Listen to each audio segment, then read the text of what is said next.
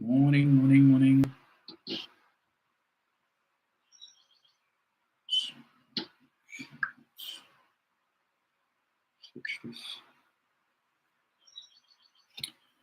Good morning, Roxanne. Thank you for my brooms. Rookman, Gangadine, morning, Rookman. Arlene Lewis, morning. Rutrude, morning. Terence Swan, morning to you, sir. John Kito, morning. Neil Francois, always present, morning to you, sir. Alberta Sampath, morning. Wazid, this morning to the side news. Chase Village. Wow.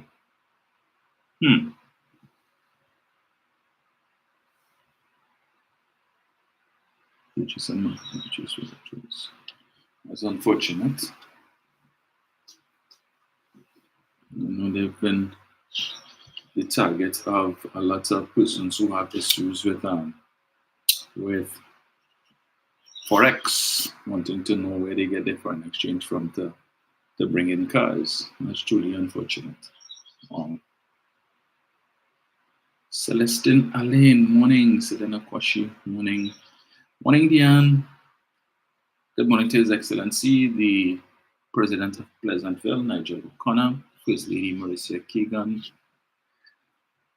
Morning, Gemma. Deborah Duranty, morning, Deborah. Kathy Belfon, morning. Patty Kutu. Jennifer Ferron, morning. Alison Boyce, morning, Alison. Let's see.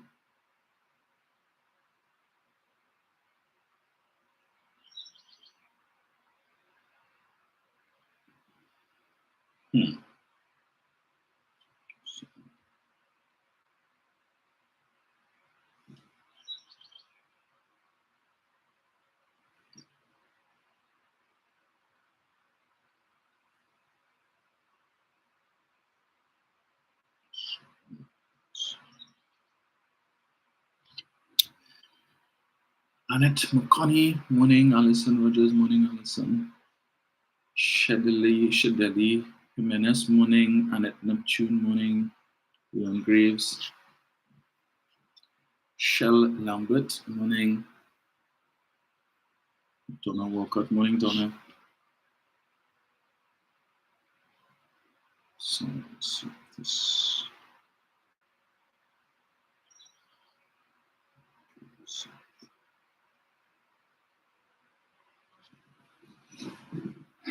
Right, it is already 6:41. So let's jump into it. So I need to jump off early this morning. It's early morning. Yeah, I started a little late because I was listening to Motor Mouth on WESN, channel 110. He's being, yes, because every time he has an interview, he always has to post it up on his Facebook page. So he is being interviewed as we speak on Louis Sing's television station, WESN. And same old. Attack the government, attack Dr. Rowley, attack Fitzgerald Hines, and now he's going after Emery Brown. Yeah, boy. Gary the Great. I don't know, it's like every day this man being interviewed by somebody. The media just must be a slow news week. Slow news month. Get this thing here.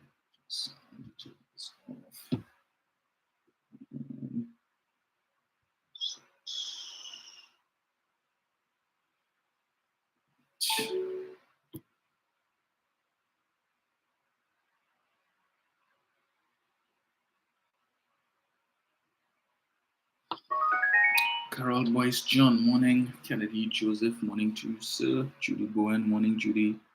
Ashlyn Robertson, morning. Sarah Richards, Stephen Martell, morning, sir. Morning, Claire. Merle Durant, morning. Denise Coggins, morning to you. Morning, Carol. Carol Myers. Celeste, I feel that man self-destruct already, you know. Yeah, it's like, I don't know. He's the worst of the lot. All over the place, any opportunity that he gets. Yes, Carol, I agree. Very lucky. I'm gonna play something before we get to him. Mhm.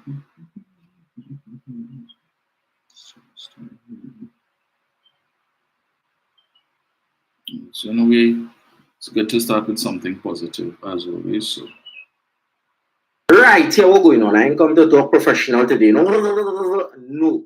I come to be real. Once you have a driver's license and you're between the age of 18 to 35, listen to what I'm saying.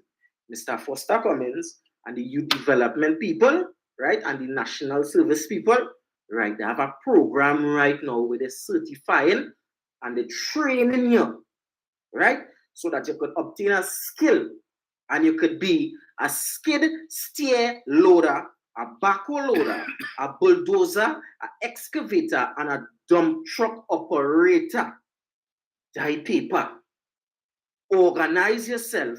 If you know you ain't doing nothing, and go and register for that program there. You see this picture? Take all the information. You see that little square on the side there that looking like how TV used to look in the 1990s? All you have to do is scan right there and register. So all parents who watching this, if you know your child has a license and he ain't doing nothing, register and send him out there.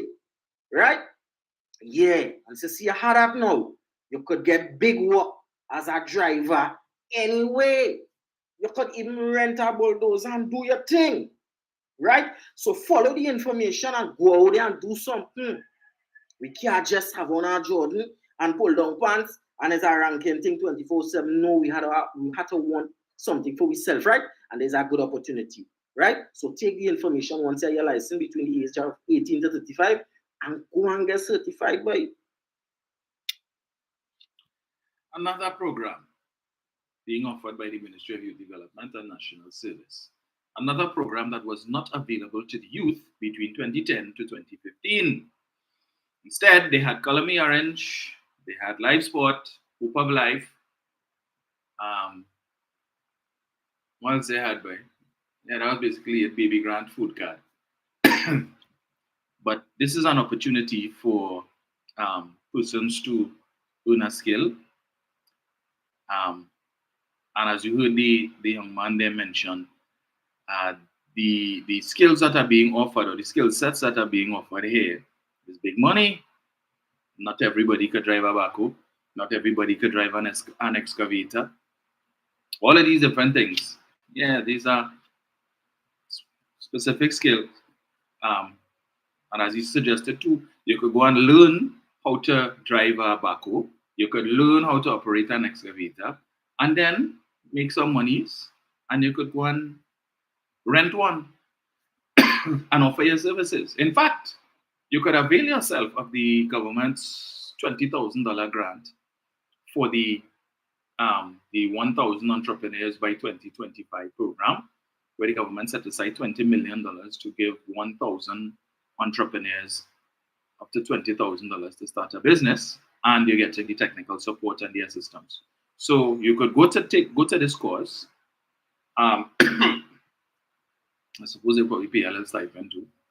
You learn one of these trades, and then you could access the grant and start a business. Hmm? Do your research, see who might have need for those services, and then go and rent, as you guys said. So it's not just about learning, getting the skill set, and then going and look for work. Let's see who looking for excavator drivers and backhoe drivers or whatever it is. Let me I could do my own thing. Yeah? Another program offered by the Ministry of Youth Development and National Service, but you have those on the other side. But they have nothing for the youths. The youths under pressure. This government ain't care about the youth, and they ain't care about the poor. Right. You feel David Naked, and then we'll talk about that. You feel you will go in the app and look for people between the ages of 18 to 35 and tell them, hey, you hear about this program? You think the Doglaya will go on doubles and coffee one morning and say, hello, morning, doubles and coffee. To the young people between the ages of 18 to 35. Let me introduce you to another one of the many programs being offered by the Ministry of Youth Development and National Service. You think he will do that? No. You rather use this platform for couture and bacchanal, nastiness and old talk? Yes. But it's okay about the country. And they care about youth, but you wouldn't expose the youth to that kind of thing. Right. This is the kind of positive things. Instead of, and that's what we want to hear, instead of misguided young men who don't want to do TikTok and so on, could afford a phone to, anyway. They say the only thing Rowley offering the youth is some agriculture course to go and dig trench in the hot sun. I wonder if the persons who told them about that program know about this, or the many others. I just ask it. The government are doing nothing for poor people. They didn't care about the youth. Every day is a different course. I don't know, it's like, I don't know if Foster Cummins throw out a mandate every day when he comes to work. Right, what is the new course we're offering today? We have a competition running in the office to see who could come up with a new program to benefit the youth. Right? We want to capture everybody and all interests. So whatever people interested in, yeah. No young person must be able to say, well, no, I don't know nothing that I interested in. You're going out there, you're meeting young people, what would you like to do? What program, what course would you like to see us offer next? Okay, this is what you're interested in? No problem. Make it happen. Say less. We're putting it out there. Yeah? Rest of them. There's another one I see. Let me see if I could find it here. There's just too many. I need to reach out to Mr. Cummings again and ask him to send me the list. Where is it? Where is it? Let me see the picture. Oh, boy. I guess not. Let me see if I get it. I invite persons to visit the website, the Facebook page or the website of the Ministry of Youth Development and National Service. And you will see all of the courses there.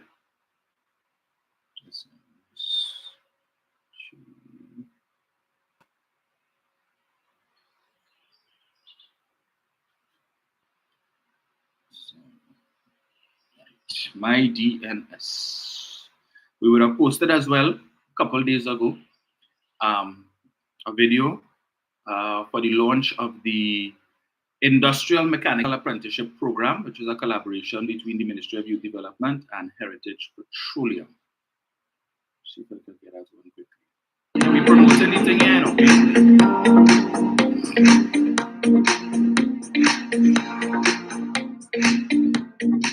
It's with a sense of pride that I stand here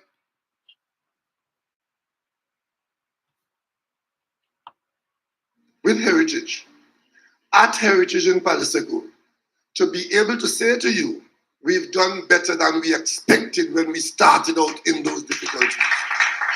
But we are able to build in a calm port a future by creating this program in the Ministry of Youth Development and National Service, using the resources that Petrotrin had in collaboration with other ministries, because we operate as a whole of government. I guess you would see the role of the Ministry of Education here. I guess you see the role of the Ministry of Energy here. I guess you see the role of the Ministry of Youth Development, a brand new ministry that was created to do just this, which is to create opportunities for young people, not to hand them a fish, but to teach them how to fish. This inaugural Industrial Mechanical Apprenticeship Program marks the beginning of a transformative journey for 50 aspiring young adults between the ages of 18 and 35, who will embark upon a 15-month program aimed at building capabilities in welding, machining, electrical, and mechanical works within the oil and gas sector. This comprehensive hands-on learning experience also includes a 9-month apprenticeship component, which will enhance employability and nurture entrepreneurial skills geared towards the energy sector. Heritage is extremely proud to facilitate IMAP within the walls of this customized facility, which we have dubbed the Hub. This IMAP joins a growing list of programs and initiatives launched by the Ministry of Youth Development and National Service since its establishment following this government's return to second term in 2020. In the coming months, I can alert you that we have additional programs that will be coming to the public with for the benefit of our young people. A program called Hoist, which involves crane operations, mobile and tower cranes. DROP, which is a drilling rig operations program, will be run by NASC out of St. Madeleine. FUSE, a program of introductory linesmen and line clearing. We are doing that program in conjunction with TNTech. A plumbing and pipeline program that will be done in conjunction with WASA. PLAIR, the prior learning assessment, which is a program that will take in experienced, skilled persons who are not certified, assess them, and take them towards certification. A horticulture and landscaping program in conjunction with UTT and MTS, and a healthcare program training persons for the healthcare system in conjunction with COSTAT. You join a growing number of young people who have made the conscious decision to transform their lives for the better. You join a growing number of young people who haven't seen what alternative to transformation offers, have decided to choose a life, to choose hope, and to choose empowerment.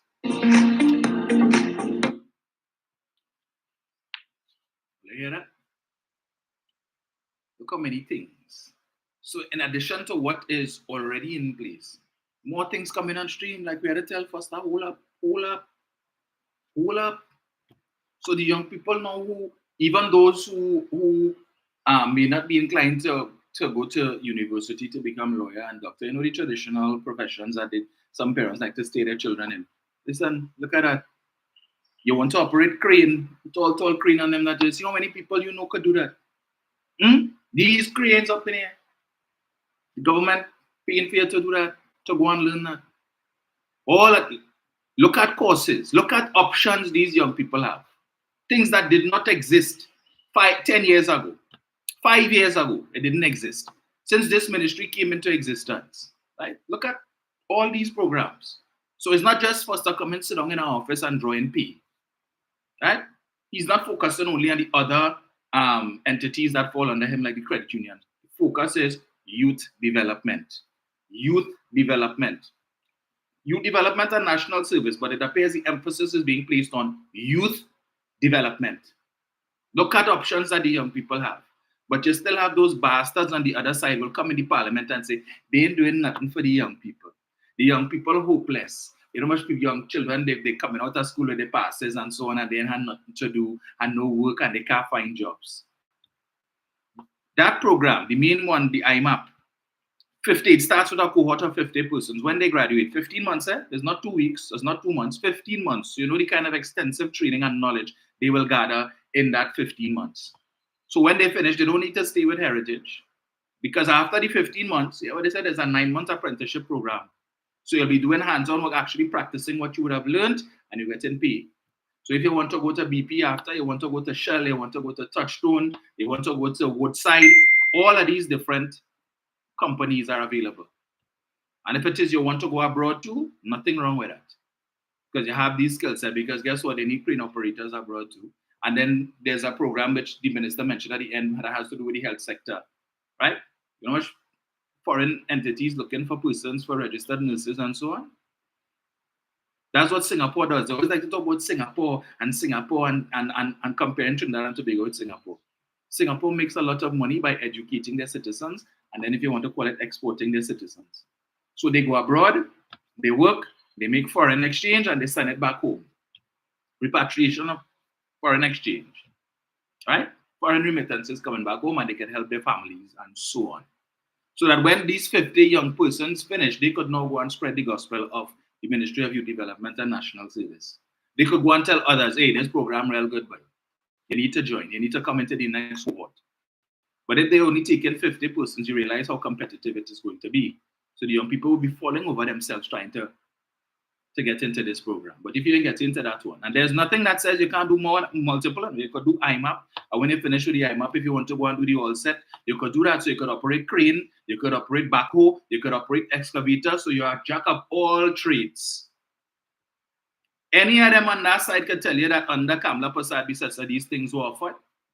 Any of them? Ask them now. Do a side-by-side comparison and ask them, was there anything between 2010 to 2015 offered to the youth that compares to this? Nothing. Government is creating a wide variety, every field, and they're paying you too. So if you want to be an employee, you have that option. But if you want to be an employer and you want to be an entrepreneur, you have that option too. So we leave it to you. We give you the training, the skill set, we pay for it, we pay you to go. And at the end of the day, you could decide, are you going to work for yourself or are you going to work for somebody? You could start to work for somebody, build your capital, and then then work for yourself. So much. But the government doing that in all Rowley or finding young people is agriculture course to go and dig dirt and to dig trench in the hot sun. But they wouldn't promote this. You think you would see that as on the front page of the newspapers? No. Anyway. So let me deal with again the negative Nancy's. I believe Trinidad and Tobago is probably the only country in which you have citizens who get upset when you see big corporations doing well. Something had to be fundamentally wrong with your upstairs that you vex when you see a newspaper article indicating that yet another corporate entity in this country has recorded significant profits. Right? You have a problem with that. So I saw yesterday, let me get it here. In this one. Right. So in yesterday's Newsday, there was an article, Guardian Holdings records $696 million in profit after tax. Profit after tax, right? 696 million. And we would have discussed a few days ago where Answer Makal would have declared 593 or 94 million in profit after tax, and they would have paid over $200 million in taxes, and therefore Guardian Holdings would have also paid over $200 million in taxes. Right? So let me see here. This one. So just those two entities alone would have paid the state $500 million in taxes. $500 million based on the current tax rate, because you recall when this administration came in, remember they increased the tax rate for companies such as these 30 and 35%, up from 25%, right? So $500 million in taxes, state earned from just two companies, Answer Makal and Guardian Holdings. When we add what they would have gotten from Republic Bank, Scotia Bank, FCB, all of that, well over $1 billion, and all the other companies, Prestige Holdings and all the over $1 billion. And that's just a few companies. We didn't talk about Massey and all of these other entities as yet, right? That make it all of this profit. Billions of dollars. But just remember, don't forget, the leader of the opposition, that other party that considers itself the alternative to the government, says, put us back in office and we will cut the tax rate from 30 and 35% to 18%. So that the expectation is that the money that these companies will save in taxes, what they will do with it, they will reinvest it into their businesses and create opportunities for the poor. That is the logic of the United National Congress. So starve government of revenues. Now, this is the thing I don't understand. All your vex because these companies making supernormal profits and what should be, or what we are told, is an economy in free fall, an economy in shambles, economy on the brink. But yet still, all of these companies continue to record profits much higher than anything they would have recorded when between 2010 to 2015, when the economy was supposedly the best it has ever been in the country's history. Right? Yeah. But they continue to peddle that, and the supporters pushing that foolishness where we only mash up the country, look at the state of the country, look at the economy, and this and that, no foreign direct investment. And that is why, again, it is said that it is the non-oil sector that continues to carry the economy. The non-oil sector is what is driving the economy. As an individual sector, yes, the energy sector probably contributes the largest because you have manufacturing and all of this. But when they come together as the non-oil sector, contributes more in tax revenue to the state's coffers than the energy sector. But the mistress of the mask, that other party that tells you they are the better option, will reduce it, right? In half. So instead of $500 million, what the government would have gotten, the total that they would have gotten from the two companies, right, under that other party, if they come into power, the taxes that they will get would be equal to what one company paid. Right? So you will get from two companies what one company paid. That making sense to them. And the supporters will continue to clap that. Half of them or 3/4 of them don't even know what is in their party's manifesto. But continue to push this propaganda and tell you that is the better option. You feel the Doglaya will come and talk that on Doubles and Coffee? You feel Damian Lyda will get up in the Senate and talk about that? Or Jayanti Lakshmi Dayal? Or Jaylin John? I don't think so. But it's the comments from some of the supporters. It is, it is mind-blowing. They're upset and they hope that these companies giving back some of that to the poor in the country. And when Rowley say the rich must get richer, so what do you think happening? And only in this country is only the rich making money and all of that. And they vex. All you vex. All of these companies hire people. You should just be focusing on the tax revenue that the state collecting from them alone. The fact that these companies continue to do well, continue to prosper in what's supposed to be an economy in shambles, you all should be happy. The more money they make is the more taxes the government could collect to do all the things that you want them to do, because you want the best roads, the best healthcare, the best education system, best national security. You want the most amount of subsidies in the whole world. How do you think these things are being paid for in the face of declined revenues from the energy sector? How do you feel it being paid for? But all you vex because these companies, all they find they're making too much money. As I said, only in Trinidad and Tobago, you have citizens upset with an economy that is doing well, upset with companies prospering. I tell you. And they support the party that wants to come back into office and tell you they could do better. Right. Okay. So what do you say? So I saw the UNC Cabal Facebook page yesterday posted up a photo of a post from Suraj Rambachan, former Minister of Works and Infrastructure.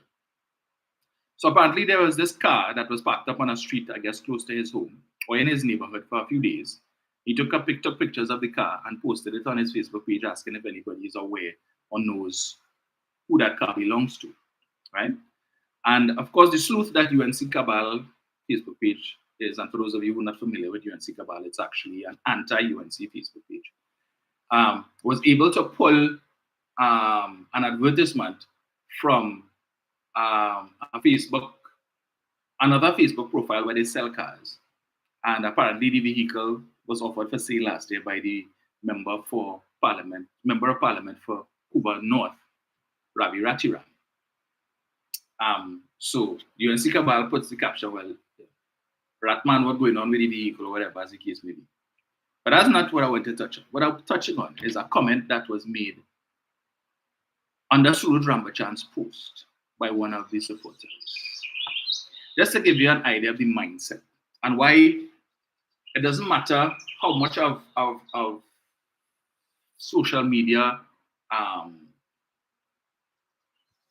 things that we have like this, with me talking, Jenny, and whoever else talking, there are some people that you simply will never reach because their mindset with respect to the politics and their reason for voting has nothing to do with issues. It has nothing to do with rationale.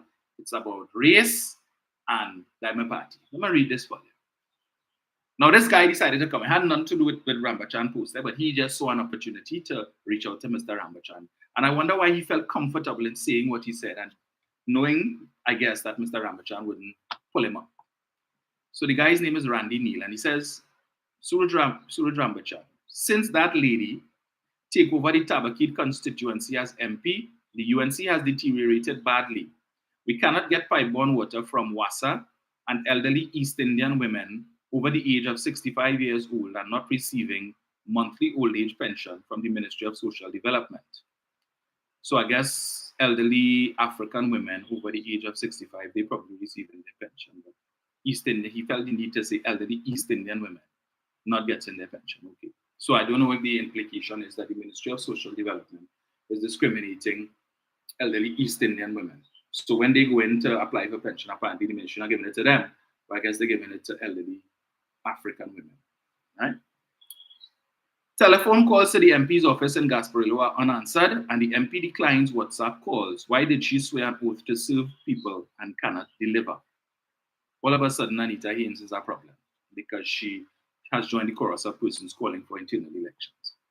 We only see in public relations photos on Facebook, but no progress whatsoever. People are struggling with unemployment and poverty. Why did the leader of the UNC put a childish person to do a job of an adult? So Anita Haynes has been the member of parliament for quite 4 years plus now, and it's only now this individual has an issue. To make matters even worse, all the East Indian people are being sidelined by the UNC and replaced by persons who are not of Indian origin for councillor position, MP positions, and chairman for regional corporation position. This means that the East Indian people no longer have a voice in the UNC. Now, illegal immigrants from Venezuela have first preference for jobs at the regional corporation Gasparillo sub-office, and some of the Venezuelans are heavily armed with illegal firearms, walking through East Indian communities, and sometimes they shoot and kill people, pot-tongue dogs, and the immigration is not picking up with the Venezuelans and deporting them back to Venezuela. So a lot of focus there on the East Indian community. So I don't know if it is that the gentleman probably, well, you know the mindset. And he isn't the only one. I'm sure there are a lot of other persons similar to him who express similar sentiments, right?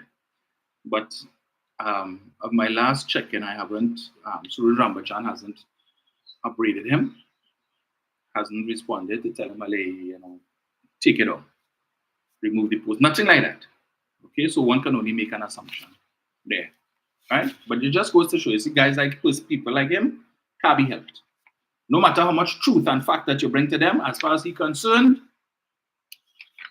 even persons of East Indian descent are being sidelined all over, and you have a problem with that. Anyway, so I mentioned a couple of days ago, on Sunday, Ralph Marat wrote an article in The Express entitled Resurrection Badly Needed. Very early in the life of this column, I said our decaying society is the root cause of the level of crime now destabilizing this country. I have consistently called and made recommendations for regenerative action to arrest the social decay abundantly evidenced in epidemics of domestic violence, child abuse, teenage pregnancy. Here lies the volcanic underbelly of the society, germinating conditions and forces that produce the level of crime now convulsing the country to near irretrievability. This Easter Sunday meets us a dark and darkening nation, symbolized by a mother seen on a video repeatedly kicking her 2-year-old child. Not an isolated incident. Check the last Sunday Express report on child abuse in this country, including brutal penalties inflicted on children by parents or caregivers. It goes on to give a list. So, such utter horror. Is this sweet Trinbago, with its great culture, criminologist Dr. Professor Diosaran says, criminals don't appear from the sky overnight. They are nurtured in the very womb of your society. He goes on to give some statistics. This is the part that really got me. So he says, see our decaying immensity, folks, producing the crime crisis. Indeed, since the inception of the Children's Authority in 2015, up to 5,700 cases of child abuse, physical, psychological, sexual, are reported every year. Every year, that's around 50,000 reported cases in 9 years. How many thousands more are unreported? But then he goes on to say, oh, to be like Jamaica, a nation experiencing resurrection this Easter Sunday. Not only is our CARICOM partner seeing some economic revival, it has had a sharp reduction in major crimes, resulting in the country's lowest rate in 24 years. The reason? The government's multifaceted approach to tackling crime, says the country's Prime Minister Andrew Holness, including social transformational initiatives in communities affected by high crime rates. The man is arresting social decay. He reported success to his parliament recently, telling legislators the physical and social transformation in many of these spaces is very evident. I recall my column titled Call PM Holness in January 2018, after 14 people were already slaughtered in the first 5 days of the year in Trinidad and Tobago. 1,093 in 27 months of this government, and Prime Minister Keith Rowley was already at a carnival fete after the country had weeks of Christmas fetting leading into All Year's Night. So 1,093 murders in 27 months. I asked, why is this man leading people into jumping, whining, and prancing? What is there to celebrate? Rowley and Holness had both come to office around the same time in September 2015 and March 2016, respectively. I encouraged Rowley to consult Holness, who was demonstrating serious leadership with impressive plans to deal with crime. Indeed, in an inspiring New Year's address to a nation this year, or that year, Holness placed himself at the forefront of the battle, saying, in 2018, I will lead a campaign against all forms of violence in Jamaica. No abdication here, pointing fingers at police, people, parents, and God.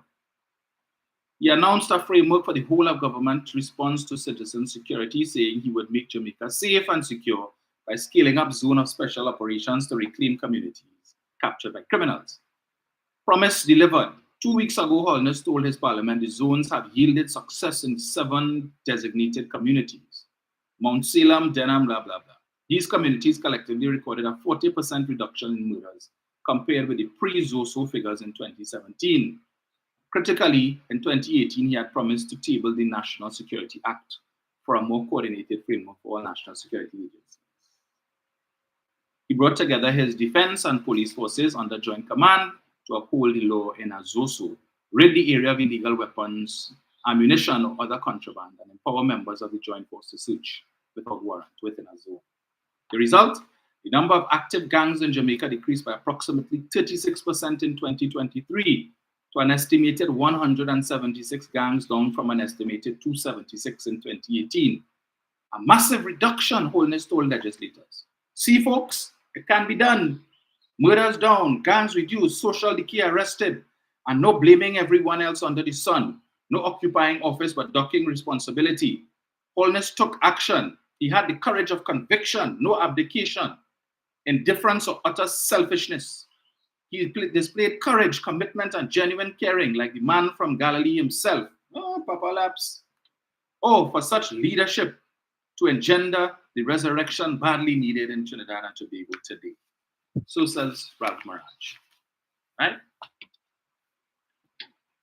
2022, Jamaica recorded 1,511 murders. In 2023, Jamaica recorded 1,394 murders, and that figure is subject to change because that was what was recorded as at the end of 2023. But as was the case in 2022, where the original figures that was posted was 1,498 murders, and then it went up to 1,511. So it's likely after classification, there are certain homicides, if you want to call it, or certain killings that were still to be classified. Some persons would have subsequently died as a result of, and therefore that would have increased the figures. So he is lamenting in 27 months, Trinidad and Tobago under Keith Rowley had 1,027 murders in 27 months. But in 1 year, Jamaica had more than that. In 1 year, in fact, less than a year, Jamaica recorded more than 1,027 murders. So you know what I can't take with people like Ralph Maraj and the dishonesty? Because he's very good at doing research. You should have quoted these statistics. Give us how many murders were committed in Jamaica over the last 5 years. But no, you give us all these nebulous data points and wouldn't speak specifically to that. You want to talk about the gangs and how the number of gangs are down. This government has been trying to do the very same thing here with the anti-gang legislation. I wonder if Ralph Maraj remembers that the UNC refused to support the anti-gang legislation in the parliament, and as a result of that, that piece of legislation, which the then Commissioner of Police, Gary Griffith, told us would have been critical in the crime fight, in taking the fight to the gangs in this country. That piece of legislation, and Gary's quote was, he hopes is that when vote was taken at the UNC, refused to support, right? Gary Griffith indicated he hopes that these folks will pray to their God.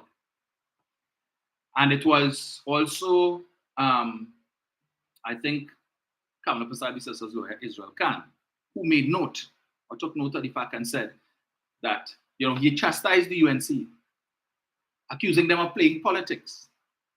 And he cried shame on them for not supporting the legislation, which legislation would have been able to allow the government, or the police service rather, to lock up persons who are associated with gangs without bail. That bill was defeated because they refused to support it. And today you have Gary the Great telling you where we need to use the anti-terrorist legislation, which is probably the only piece of legislation that we still have that allows for persons to be arrested without bail. Because the other pieces of legislation we had, either it wasn't supported by the UNC or they went to court to have it overturned, as in the case of murder, right? But apparently Ralph forget that. Mr. Big Word Man, Mr. Intellectual, he forget that. Yeah? His memory seems to be confined only to what the government doing, but not what the opposition doing. This is the same man who in the lead up to the local election last year were telling us in the wake of Gary Griffith and Jack Warner coming back that the people are seeing hope for deliverance. Telling Darren Marcel that, yes, everywhere I go, when I go to the grocery and I go to the market and I'm walking on the street, I am hearing from the people a sense of hope, a feeling of upliftment when they hear Jack Warner and Gary Griffith and so on coming back and whatnot. Yes, there's a sense of relief. Really, Ralph? And the Express continues to offer this man a space every week in the newspaper to publish that trash. How dishonest Ralph Maraj is. Very, very dishonest. To write an article like that and leave out the fact you want to praise Andrew Holness and Dr. Rowley should call Andrew Holness and get ideas from Mr. Holness on how to treat it. But Mr. Holness is lamenting the very same thing that Dr. Rowley is lamenting, the fact that you have illegal guns coming into the country. But you know what's even worse? Mr. Holness is also lamenting the fact that you have illegal weapons coming through legal ports of entry in Jamaica. Legal ports of entry. I ain't hear nobody in Jamaica say that the scanners ain't working.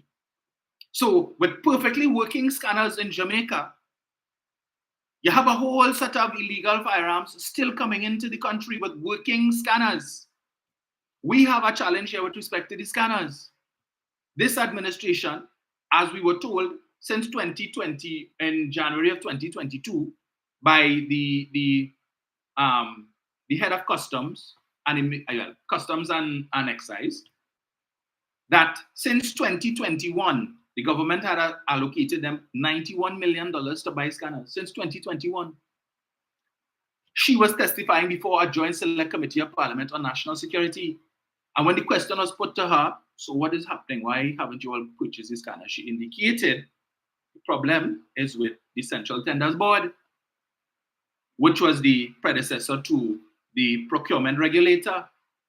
She said, we are waiting on them to approve the RFP so that we could go out to tender to get these scanners. The government did its part. $91 million, which would have been enough to purchase about 40-something scanners. 91 million.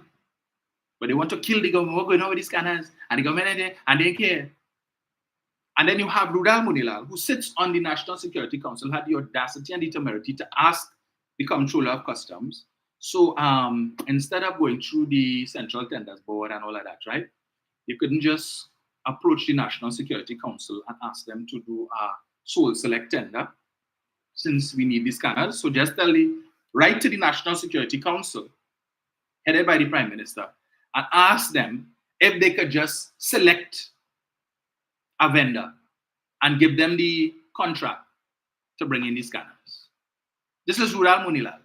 And the Comptroller had to tell him, no, sir, we cannot do that. This is her exact words. No, sir, we can't do that because this is the public service and we have to abide by the public service rules as it pertains to tendering. We have to go through the Central Tenders Board with respect to the RFP and so on. So we just have to wait on them. That is law. We can't go and write to the Prime Minister and write to the National Security Council and tell them, hey, we need scanners, so just bypass tendering. The same people, Munilal is one of them, the champions of proper procurement. Oh, this government watered down the procurement legislation. And they water it down and they have the fools, Professor Misinformation and Captain Clueless and others like them, the Underground Report, parroting that nonsense. Although the government watered down the procurement legislation, I told you all that I went to a meeting of the procurement regulator, right? They were doing these roving information sessions, and I went to one.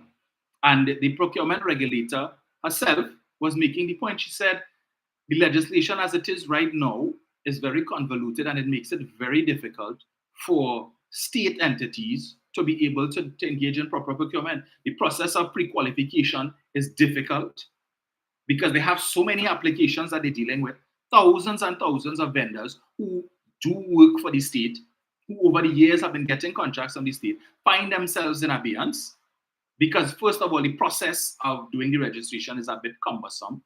So they need to rework it now. And she said she had to sit down with her team to go and look, okay, we need to adjust this and adjust that. Because she said the first time I saw the system, I was confused.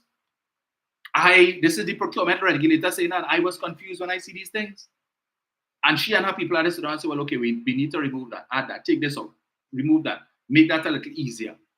So with thousands, we heard that upon proclamation in April or so last year of the procurement regulation, the Procurement Act, over 8,000 to 9,000 registrations had come in, and up to about a couple of months or 3 or 4 months later or more, only 800 companies had been pre-qualified, leaving thousands in abeyance who cannot access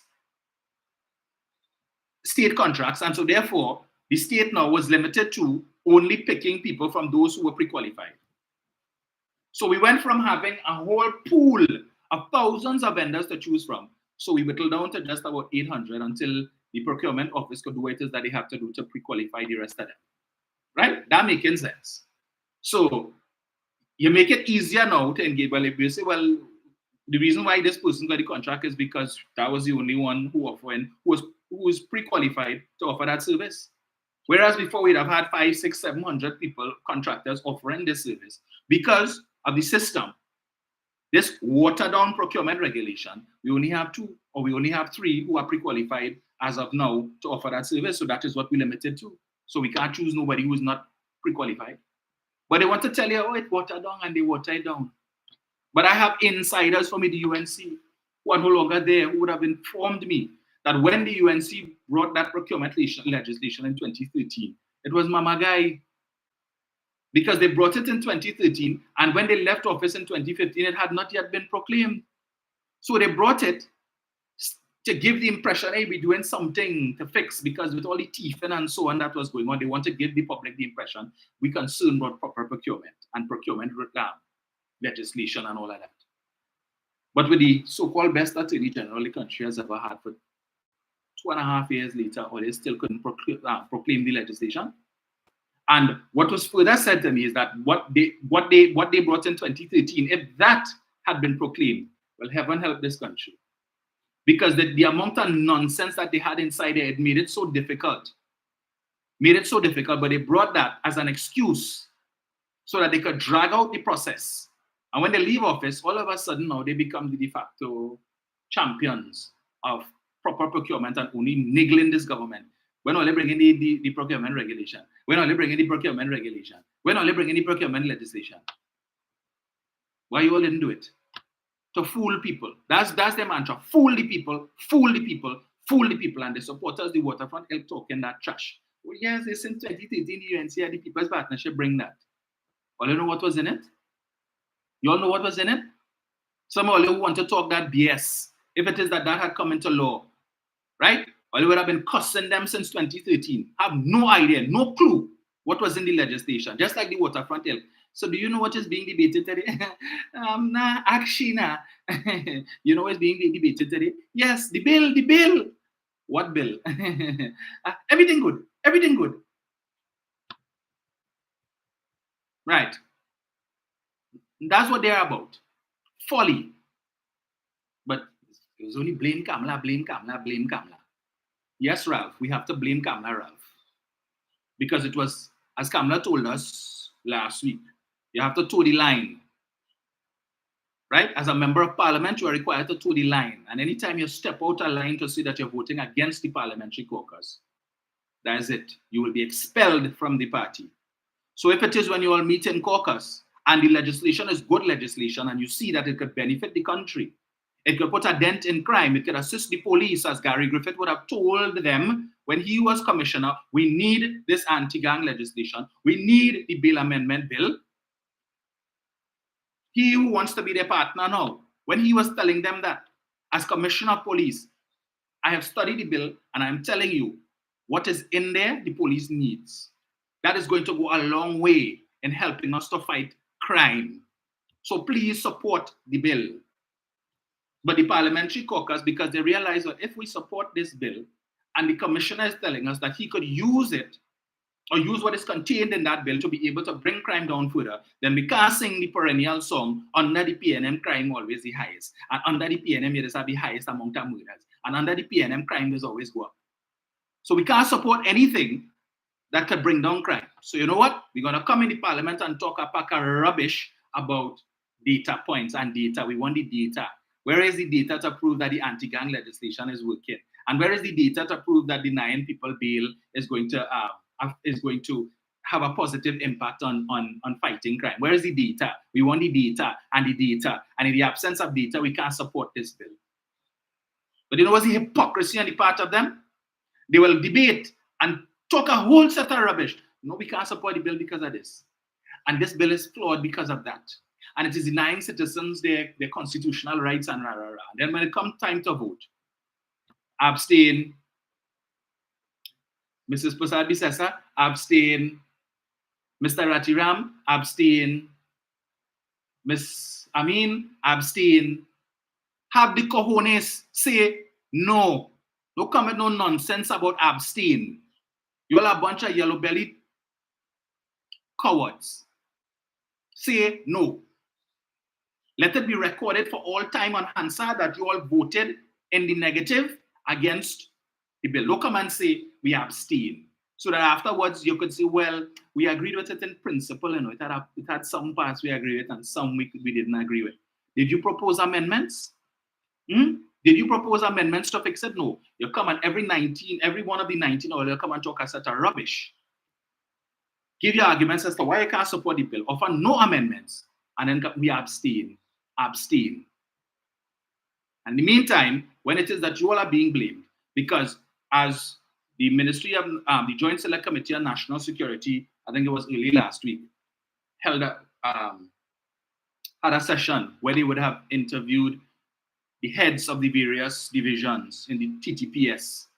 And one of the senior officers made the point that the biggest challenge that they face in this country is the issue of bail. And then they come before the court, and notwithstanding a list of transgressions, you have these people still getting bail and they're outside the next day to continue to commit the crimes. So after the police put in all this work, all this effort to investigate and to go and arrest these folks, the next day or the day after, hey, they're back out on the street. What do you feel? The 2 days between being arrested and all of a sudden, like Saul of Tarsus on the road to Damascus, Jesus will appear to them and they will change their ways and they will become law-abiding citizens. You feel that is what is going to happen? When they were caught, they had no work. Their means of earning income is to rob and kill people. So you feel in 2 days that is going to change? All of a sudden they will see a bright light, they will have an epiphany, and they decide, yeah, boy, let me change my ways. Yeah, that little lock up there didn't feel nice. Let me go and find the nearest church and get baptized and give my life to the Lord. That's what they're going to do, right? If they listen to Janti Lakshmi. Yeah, that's what they're going to do. And the officer expressed his consternation, but this is something that is an international phenomenon. I keep telling you all the former commissioner of police for New York, when he was leaving on his retirement, he made the point in an interview that's the biggest problem that the NYPD is facing. The issue of bail, that the police are locking up people for serious crimes and then they go before the court and they get it, they're being bonded and they come back out to go back and commit the same crimes and even more heinous crimes. And that is affecting the police ability to get people to come forward to give testimony, persons who may be witnesses who have information on crimes that these guys would have committed. Because if it is that we hold them and we expect them to be incarcerated until their trial, but they go before the court and they get in bail, they're out on murder charges, but then they caught with gun-related And now they come before the court on gun-related charges, and they get in bail again. How the hell you as a judicial officer could give a man who is already out on bail for murder, give him further bail for gun-related charges? It's not to say he's before the court for shoplifting. You had the one the other day who was held, that Kamala upset about. He was out on bail for murder, and then he was caught. He was held by the police for being in possession of a stolen vehicle. And she's upset because the judicial officer gave him bail. Now, I was a little bit disappointed with Keith Scotland, who is chairman of the committee, when he seemingly would have upbraided the officers for the officer for seeking to put blame on the court for granting bail. And Keith Scotland was making the point that he doesn't think it's fair to blame the judicial officers, but what should happen is that when these bail applications come up, that the prosecutor and the police should be more strenuous in their request for bail to be denied. And the officer just said, but that is what we do.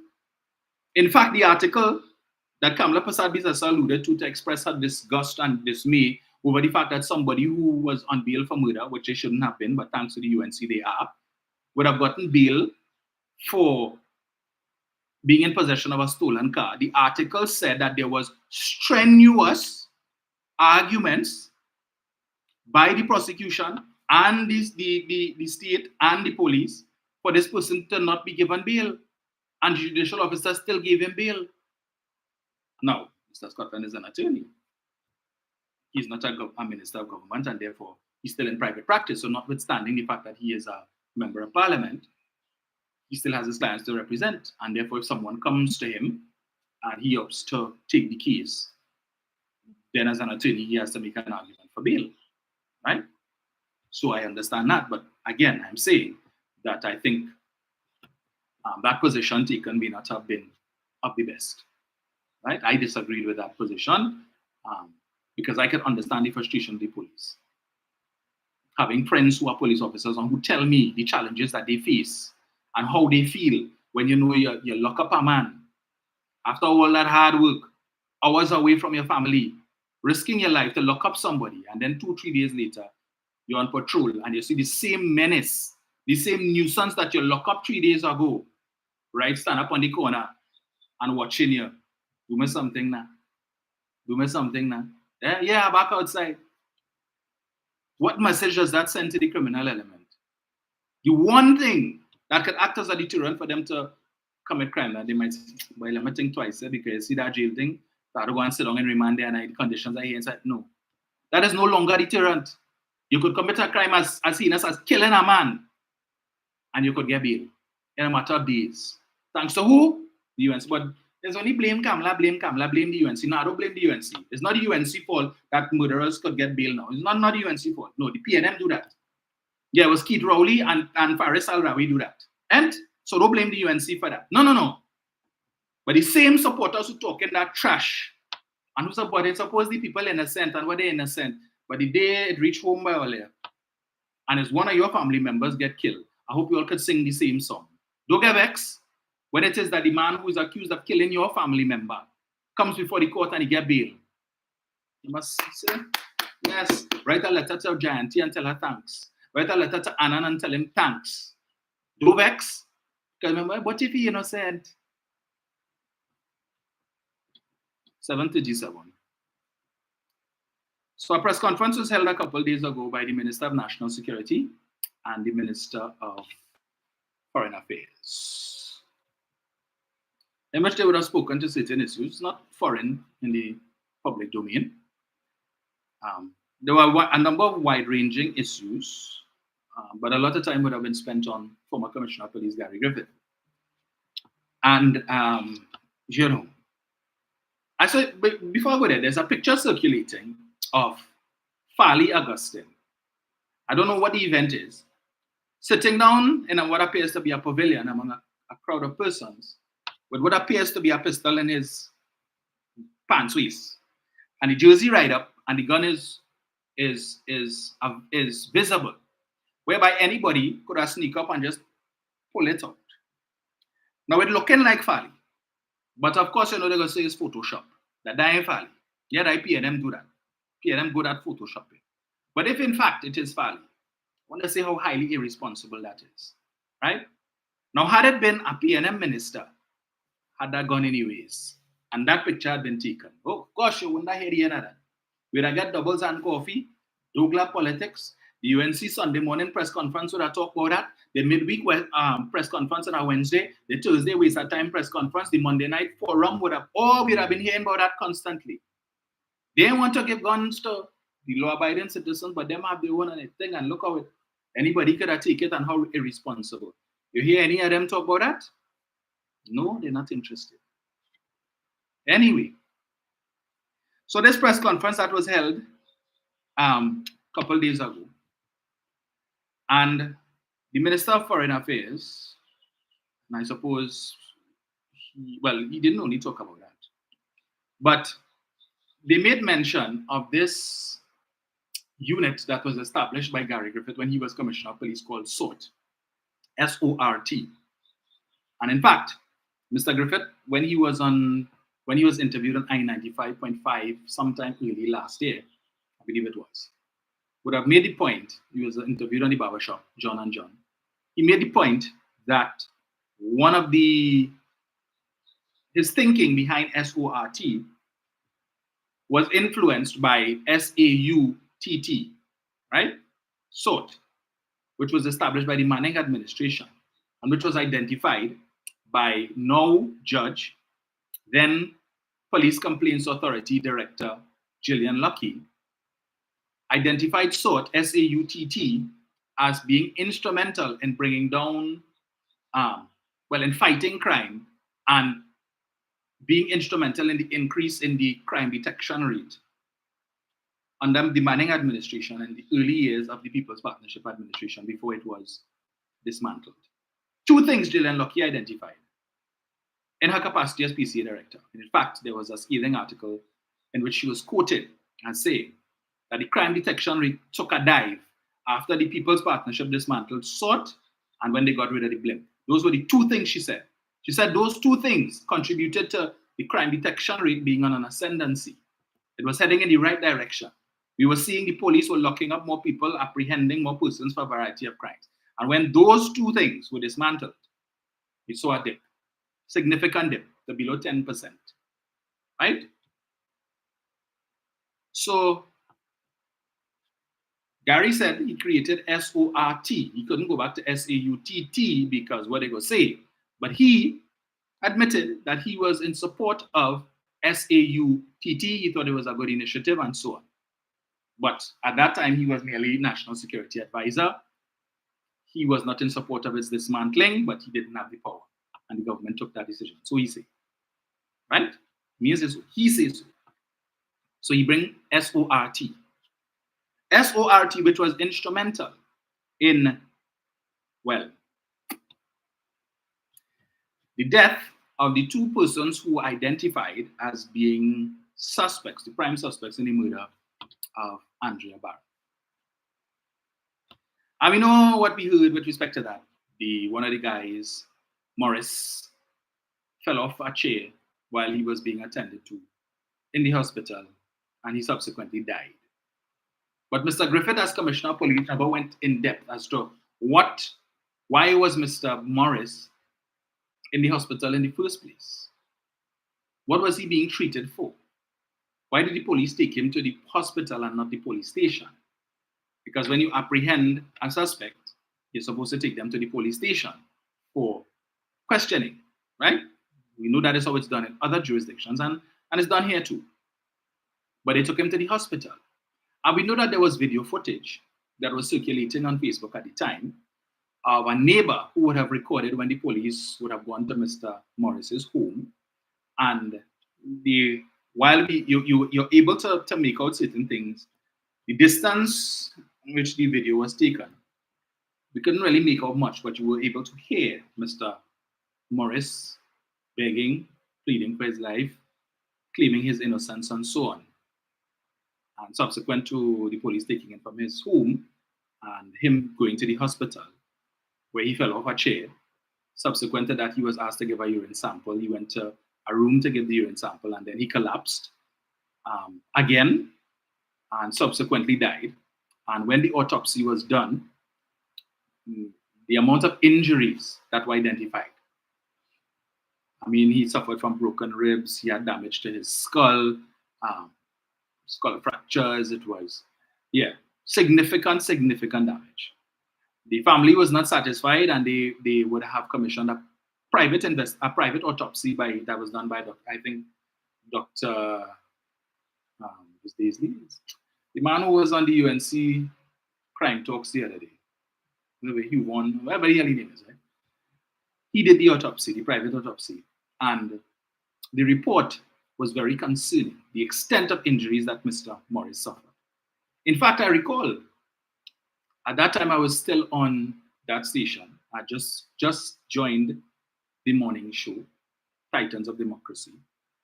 And I too was taken aback by the extent of the injuries, and I wanted to discuss it. But I recall at the time, my co-hosts didn't think it was appropriate so to do, right? So we never discussed it. Needless to say, we will leave that day. So we left that day. So at this press conference, Mr. Hines would have indicated that the US Embassy would have expressed some concern with respect to the deaths of Mr. Belcon and Mr. Morris, to the extent where there was consideration to pull funding from the TTPS, funding that the TTPS would get from the United States. There were other things, and Mr. Hines would have indicated that the former commissioner of police is under investigation. Mr. Griffith, that is under investigation for any involvement with respect to those two matters. And of course, Mr. Griffith, had to respond, claiming that nobody was arrested for that and so on. Let me get what he said here. You don't want to misquote.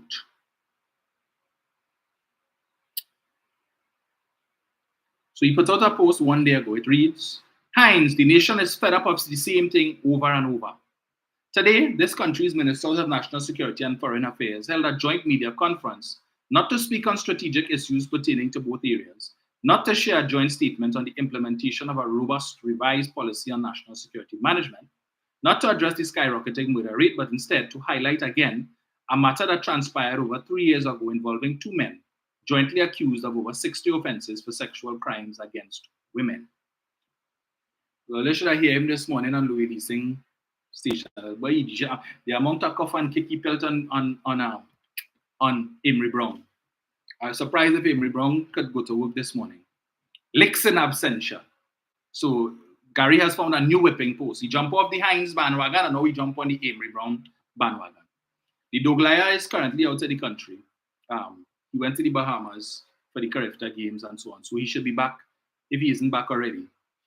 So we can expect doubles and coffee. Yeah.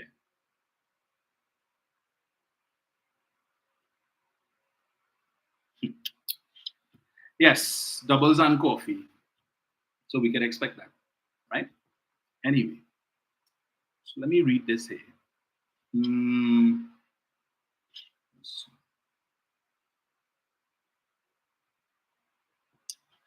This constant repetition of the same old refrain, no doubt, continues to highlight the ministers in question folly as it pertains to their area of focus. It also begs the question of this almost irrational approach in the light of what continues to be a dismal failure, particularly in the area of national security. It appears the almost 100 instances of police-related killings over the past 3 years never occurred.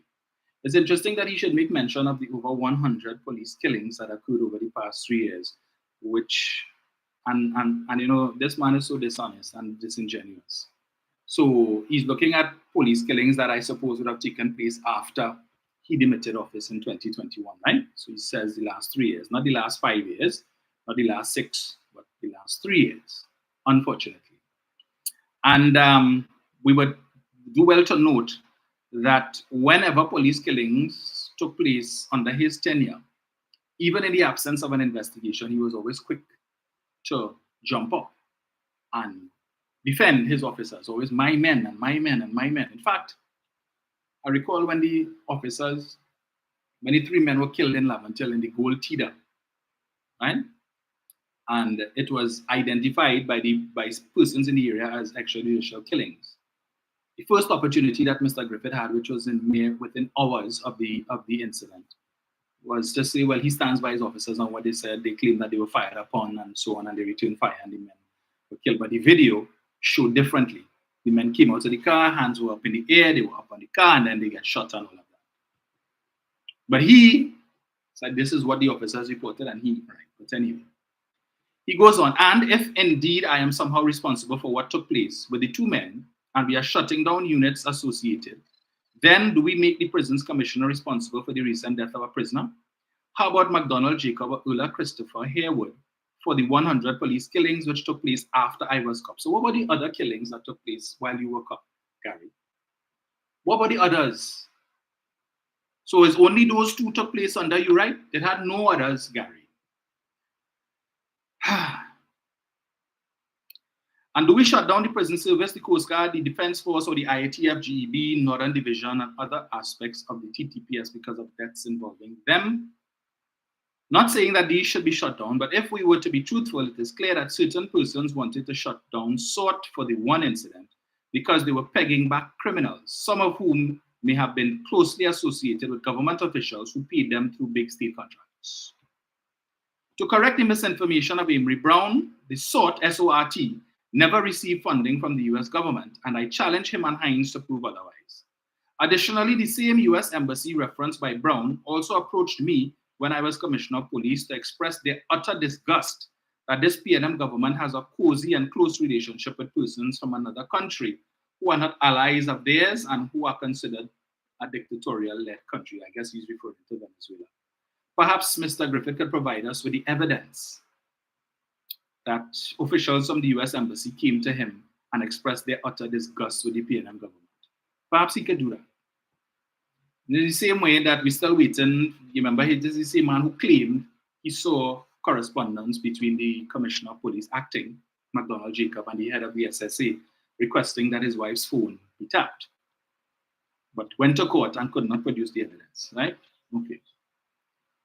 What is also amazing is that Hines, widely seen as the biggest failure of any minister, mentions the words unsuitable and incompetent with regards to me.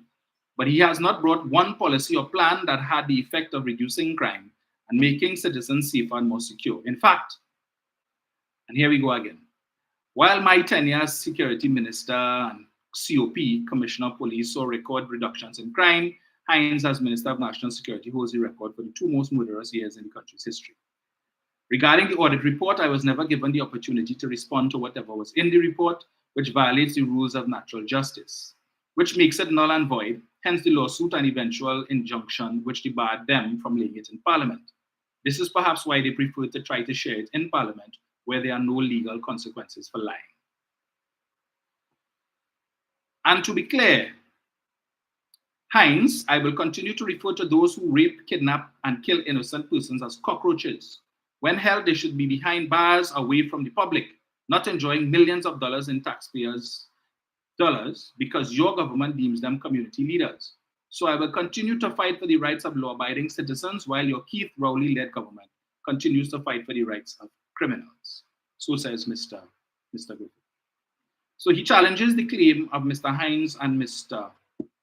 Brown with respect to the funding that we would have allegedly the country lost out on from the police, or could have lost out on. Let me read this article and remind Mr. Griffith. Thursday, 17 February 2022. Newsday article entitled US Embassy, and they're quoting the US Embassy here. SORT could have cost Trinidad and Tobago millions in aid. Story by Jensen Levin, Tuesday, 17 February 2022.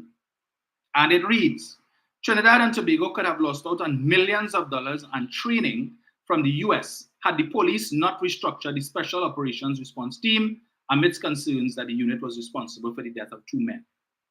In an email response to Newsday on Tuesday, the embassy said the police service is a primary beneficiary for security assistance having already benefited from over US $10 million donated between 2017 and 2021 to this country.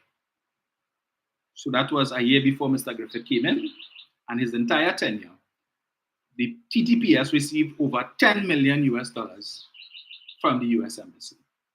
On Sunday, Acting Commissioner of Police McDonald Jacobs said international support for the police was threatened as a result of SWORD's alleged involvement in the deaths of 2 murder suspects. Jacobs did not say who the international bodies were or what support was being threatened. He said then, while there were plans already in motion to reorganize some of the 20+ units within the police service, it was only after the executive received 2 reports on the deaths of detainees Andrew Solo Morris and Joel Belcon, a firm executive decision was made to reorganize SWORD. The 2 reports came from the Police Complaints Authority and intelligence from our international partners, Jacob said. Let me repeat that. The 2 reports came from the Police Complaints Authority and intelligence from our international partners. The men were suspects in the kidnapping and murder of 22-year-old Andrea Barrett. The court clerk disappeared on January 29, 2021, and her body was found in the Heights of Aripo on February 4, 2021. Belcon and Morris died while in police custody after they were arrested by SWORD officers on January 31, 2021. Morris died at hospital the following day and Belcon 8 days later. Police claim both men needed to be subdued while they were being detained. Morris supposedly was acting violently when he was arrested, while police said Belcon tried to escape. Asked if support for the police was withdrawn because of the deaths, the embassy, without confirming or denying, said, under United States legal law, the United States cannot provide assistance to security force units that are credibly implicated in gross violations of human rights. This is the Newsday reporting what was told to them by the US Embassy. On Tuesday, Jacob reiterated that the first time any report was sent to the police about concerns regarding SWORD was after the deaths of the suspects. The embassy said, legal law allows for a remediation process where restrictions can be removed for ineligible units. This process requires a completed judicial process in which cases have been thoroughly investigated and prosecuted. The United States is concerned about persistent allegations of corruption and abuse involving members of the security services and will continue to collaborate with the police service to strengthen transparency and oversight mechanisms. This is the embassy speaking here. Jacob said on Sunday that SWORD will be replaced by a new entity called the National Operations Task Force. The police is finalizing the formation of the unit, with Jacob assuring that the public will be updated by the end of the month. Apart from the financial support, the embassy said it also provided training and capacity building programs to develop and enhance law enforcement professionals in the investigation and prosecution of crimes involving narcotics, firearms, gangs, homicide, terrorism, and financial transactions.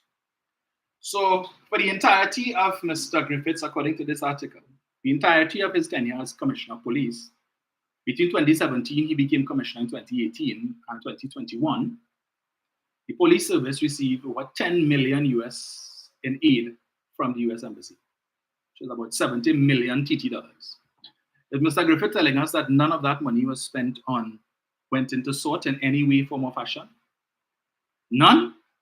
Because I don't think the US will say, well, we're giving you this money, but you could only spend it on this, and you could only spend it on that, and you could only spend it on that. And since Mr. Griffith loves to refer to SWORD as his brainchild, that was his baby, right? He created that unit, and this unit was largely based on his utterances, credited with bringing down serious crime in this country.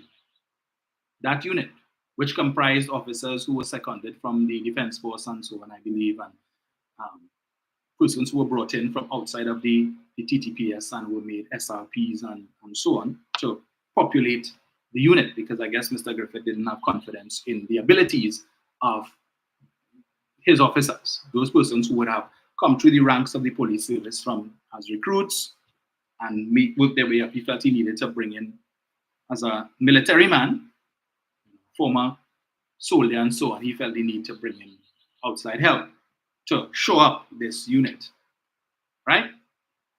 So are we to believe then, Mr. Griffith, that this 70 million or so dollars that TT, which would have been received from the US government, went solely to the TTPS, that none of that was spent on SORT. None. Because I remember you making a big hullabaloo about uniforms and the type of uniforms that the SORT officers were wearing with this camouflage and whatnot and all of these different things and whatnot. This was an elite unit. They're supposed to be special and different from the rest. When you hear SORT on the scene, you know your cuckoo cooked, right? Your goose is cooked. If SORT had to get involved, as Mr. Belcon and Mr. Morris would have learned. You see with regular TTPS, you stand a chance. But you see when SORT reach on the scene, Papa, it's all over.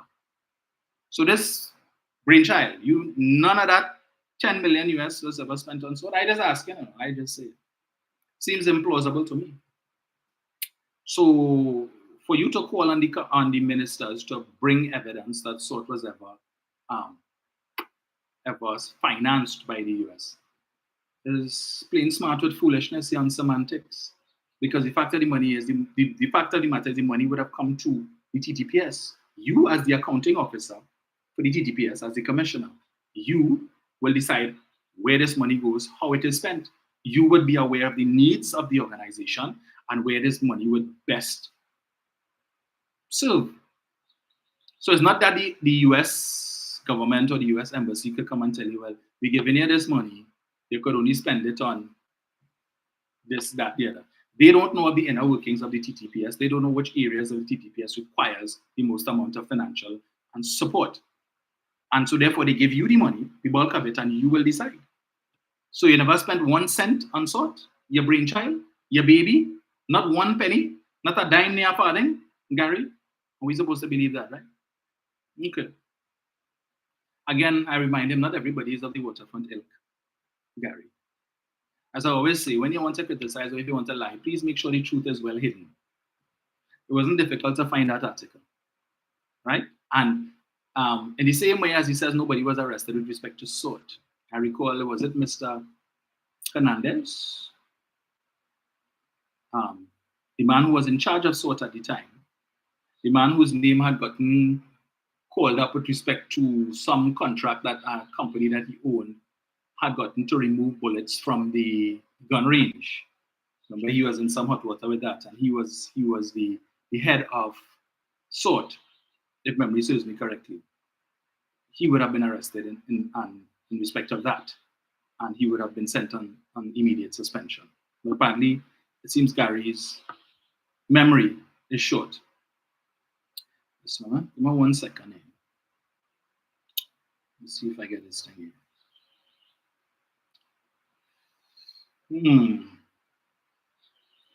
I suppose he will be all over the news media today.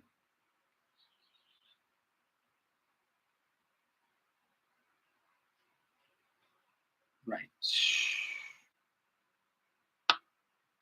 19th of April 2021, SORT boss charged. Inspector Mark Hernandez, head of the Special Operations Response Team of the TTPS, has been charged with misbehavior in public office. The charge was laid around 4 p.m. yesterday by his colleagues on the Professional Standards Bureau. Hernandez, 46, will now have to face a charge or face a Sangre Grande magistrate on June 1st. After the charge was laid at the Maloney police station, he was granted bail in the sum of $300,000. For 5 days, the officer had been in custody of the Professional Standards Bureau officers, having been arrested at his home last Wednesday morning for questioning into the deaths of Joel Balcon and Andrew Morris. Morris and Balcon were taken into custody for questioning surrounding the kidnapping and murder of Andrea Barrett in late January. Both men eventually died at hospital after being arrested by SORT officers. At 2 p.m. yesterday, Hernandez appeared virtually before Justice Betsy Ann Lambert Peterson for the hearing of a habeas corpus writ that was filed by his attorneys on Friday. Following Hernandez's release, Ramdeen spoke to reporters outside the station, saying yesterday was a sad day for the police service based on the charge that was brought against an officer, such as Hernandez, who dedicated the past 23 years of his life to serving the Trinidad and Tobago. Hernandez, he said, led an elite unit and was called to action on a daily basis in every high-profile kidnapping and murder, only to be slapped with a charge of misbehavior in connection with a crime that rocked the nation. Right. So several other officers would have been brought in for questioning up to that time, but Hernandez, who was the head of the SWOT, was in fact arrested and charged with respect to misbehavior in public office surrounding that incident. So maybe somebody needs to send those articles to Gary. Yeah, because it seems he has convenient memory. Convenient memory. So while he making the rounds of the media circuit today, yesterday, tomorrow, lambasting Mr. Hines and Mr. Brown, I'm talking about SWOT never get no assistance from the U.S. Embassy. And they lie, and the U.S. Embassy came to him and said so and whatnot. I remind him, he's so pathetic. He put out a video, a clip of former U.S. ambassador who would have been there during his time, Joseph Mondello, the late Joseph Mondello, stating that, in his personal view, Trinidad and Tobago should be proud to have a commissioner the likes of Gary Griffith. But Mr. Mondello would have demitted office as ambassador before Andrea Barrett's kidnapping and murder. Yeah? So this whole incident happened after Mondello left. So it would have been instructive, as I see Garth Christopher, who goes by Garth Christopher, who is one of the loudest defenders for Kamala Prasad-Sessa, but visiting his page, Break Free HCO, whatever it is, it seems that, he's not pleased. He certainly is not pleased with Gary, and he is saying Gary should tell us when Mr. Mondello would have made that statement. Would it have been early in his tenure, and perhaps his mind would have changed over the course of Mr. Griffith's tenure? Right? So I don't know. But that is what he has put up for his defense. A clip with Mondello and giving some speech somewhere saying that the Trinidad should proud to have a commissioner like Gary Griffith, without context as to when it happened or anything of the sort. Right? But anyway, it is already 8:05, so let me open the line 7701763. I already have a call. Let me just set this thing up here. Right. Mr. Yates, good morning. Good morning. Good morning, Mr. Roman. Morning, sir. Good morning. There's so much to be said about Gary Griffith. Mm-hmm. It boggles the mind, and it could make your stomach turn. Mm-hmm.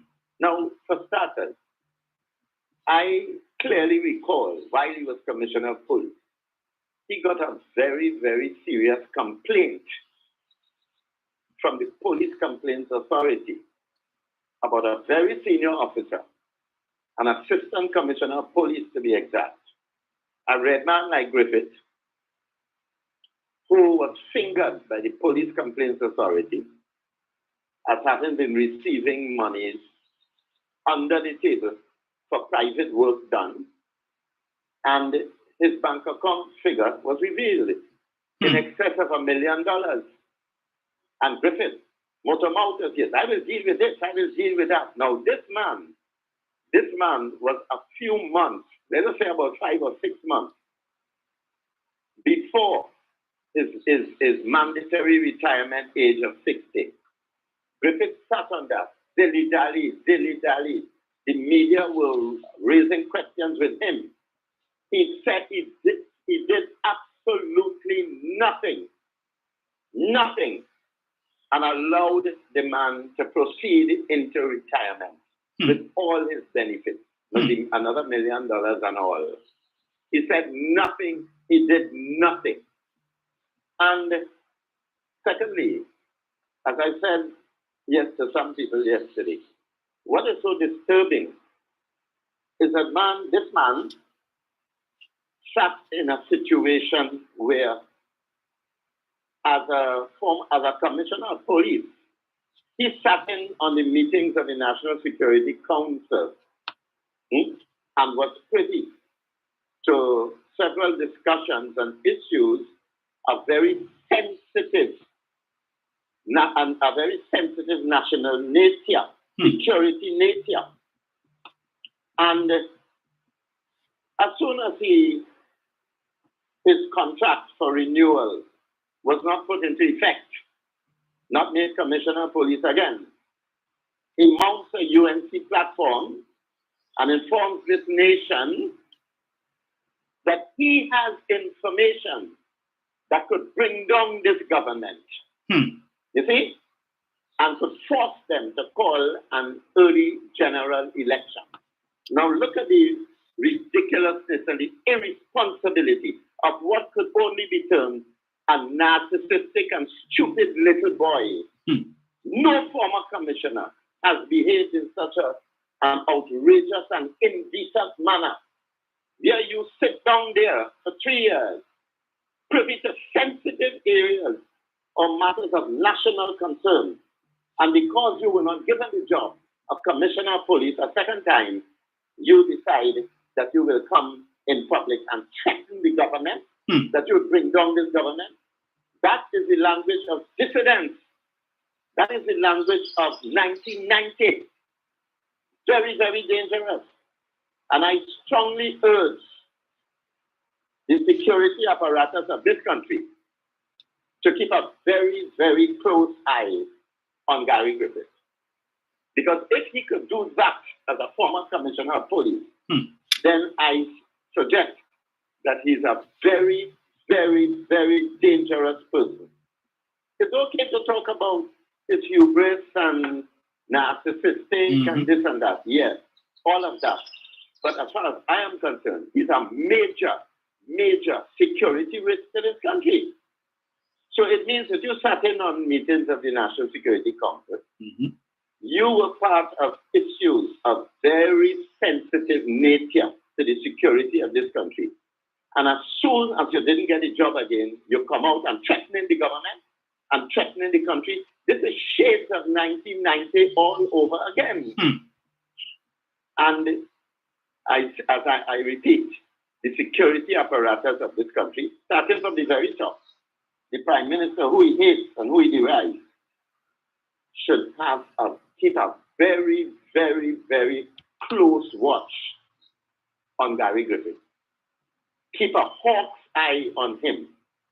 And finally, I thought he said that he was going up as a candidate for Diego Martin West to deal with Kid Rowley once and for all. I will deal with him and get him out of this country and the politics once and for all.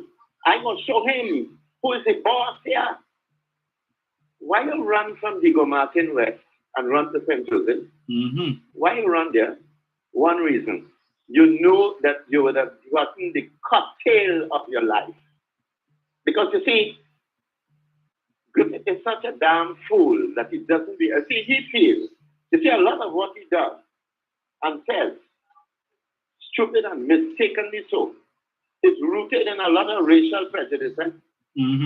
Racial prejudice. He feels that the people who look like him are 10 times better than him because he's neither fish nor fowl. He's not a red man. He's not white, he's not half white, he's not quarter white, he's not Chinese, he's not Indian, he's nothing. He's just a mixed fella like Philip Alexander. He stupidly feels that people, the upper classes and the higher colored classes, would lean towards him. But what the idiot doesn't realize is that a lot of these people support the PNM. A lot of these people are business people. They support the PNM, and a lot of them support Dr. Rowley. And they like his forthrightness, and they like his straightforwardness, and his strength overall. And they would see Griffith as a little pipsqueak, but he ran in St. Joseph because he feel he could corral the Indian votes in Aranguez and so on. And he could also corral the votes of the mixed people north of the traffic light there, the Eastern Main Road, where you have some gated communities and some mixed people, and he could get their votes. But he will get the shock of his life. As long as he goes there, UNC will get 90% of the Indian votes, as they usually do. And those people in Maracas Valley, you see those Cocoa Fire people? Little does he know that they are hardcore PNM. And he's all like Lamango and those places. And he will get the shock of his life. But why little boy blue? Why you run from Diego Martin? What you run from? That only goes to show the childishness and the idiocy of this stupid little boy. Not to mention his disrespectful nature, but he's a complete fool. That is what he is. Let me leave this. Thank you. Thank you so much, sir.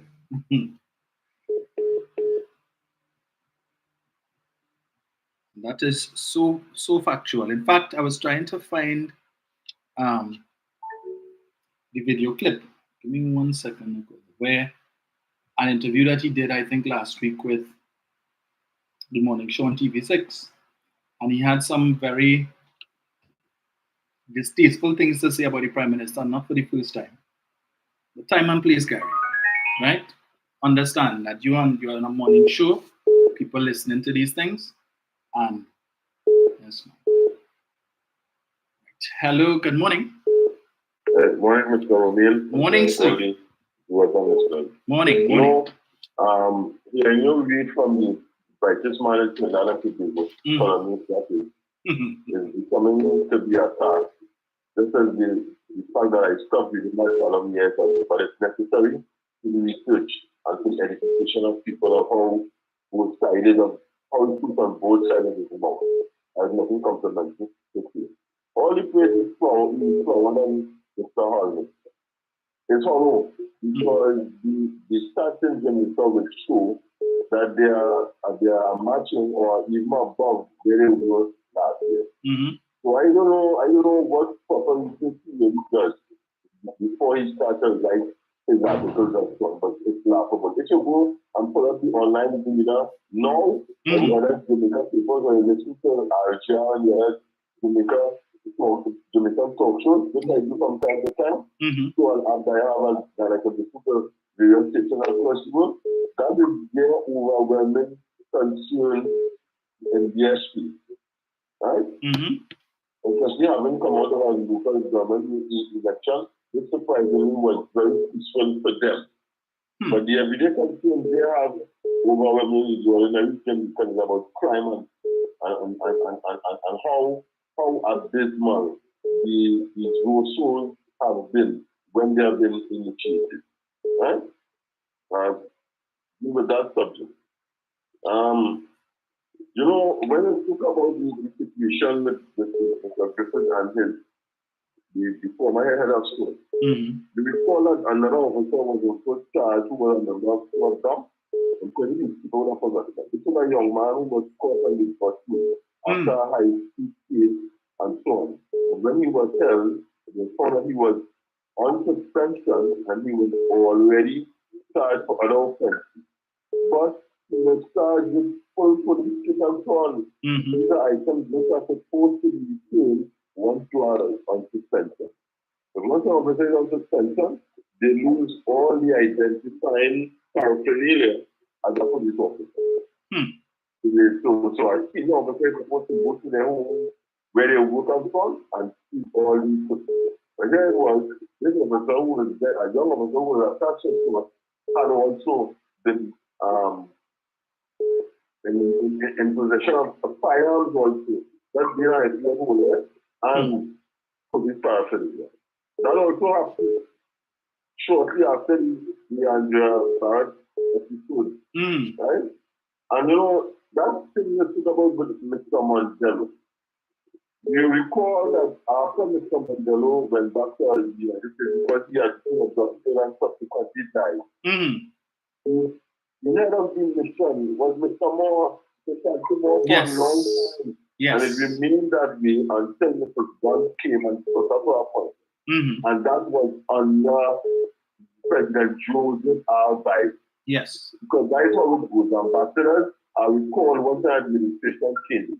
So Mr. Mandela would have left here about coming out to the end of 2019 or so. And from that time until the administration came, we had no ambassador and the highest safety was the Sergeant of Affairs, Mr. Moore. And you will recall that sometime before, I have also given you that information where we have here for the immediate press release after the Andrea Barrett, right?